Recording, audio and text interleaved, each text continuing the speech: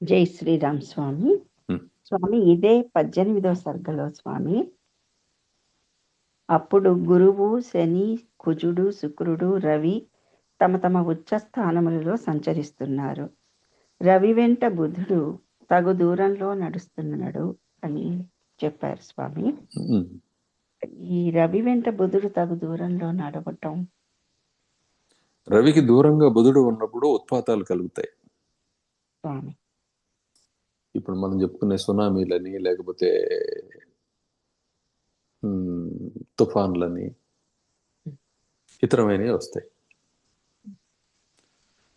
గురు ప్రభావం వల్ల భూకంపాలు వస్తాయి.